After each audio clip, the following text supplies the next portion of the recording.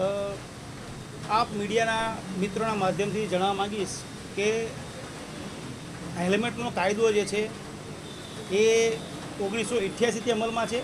એની અમલવારી ક્યાંક ને ક્યાંક 50 રહેતી હશે અથવા ઢીલાસભરી રહી હશે, એ વાત સાચી છે. પરંતુ દિવસે ને દિવસે હવે વાહનો જે પ્રકારે વધી રહ્યા છે રોડ પર, અને એના લીધે જે અકસ્માતોની સંખ્યા છે એ પણ વધી રહી છે. અકસ્માતોમાં ફેટલ સંખ્યા પણ વધી રહી છે. તો ત્યારે આપણી સજાગ નાગરિક તરીકે ફરજ છે કે એક વ્હીકલ રાઇડર તરીકે આપણે તકેદારીના તમામ પગલાઓ લેવા જોઈએ. 4 વ્હીલરનો અકસ્માત થાય તો કદાચ વ્યક્તિને ફેટલ ઇન્જરી થવાની શક્યતાઓ પ્રમાણમાં ઓછી હોય છે. પરંતુ જ્યારે 2 વ્હીલરનો અકસ્માત થાય, વાહન ઇવન સ્લીપ પણ થઈ જાય, અને આપણે એવા ઘણા દાખલા જોયા છે કે વ્યક્તિઓ પડે તો નાની મોટી ઈજાઓ સાથે હેડ ઇન્જરી જેવી ગંભીર ઈજાઓ થતી હોય છે. હેડ ઇન્જરી થાય, અંદર હેમરેજ થાય, ત્યારે માણસની બચવાની શક્યતાઓ ઘણીવાર નહીવત રહેતી હોય છે ને આપણે એમાં આવા કિસ્સાઓમાં જીવ ગુમાવતા પણ જોયા છે. એટલે વિવિધ સમયે નામદાર કોર્ટમાં આની પિટિશનો થતી આવી છે.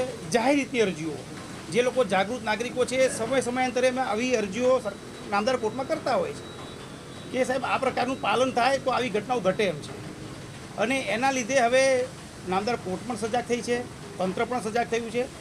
એટલે દરેક જગ્યાએ અત્યારે તંત્ર જે છે એ નાગરિકોને સતત સજાગ કરવાનો પ્રયત્ન કરી રહ્યું છે કે જે કાયદામાં લખેલું છે એનું આપણે પાલન કરીએ, અને પાલન કરીએ એટલે ઓવરઓલ જે લોકોનો જે આપણે જાહેર એનો જીવ બચાવની સંખ્યા છે એ વધી શકે, અને સલામત ટ્રાફિક, સલામત સવારી આપણે થાય.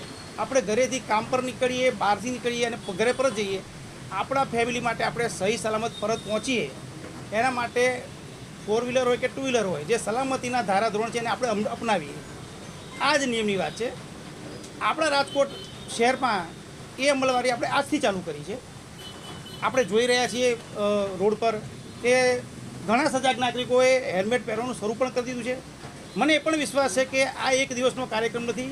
લોકોમાં જેમ જેમ અવેરનેસ આવશે એમ એની સંખ્યા વધશે. આજે 10% હશે, 6 મહિનામાં એ ફોલો કરનારની સંખ્યા 20% પહોંચશે, પછી 30% પહોંચશે.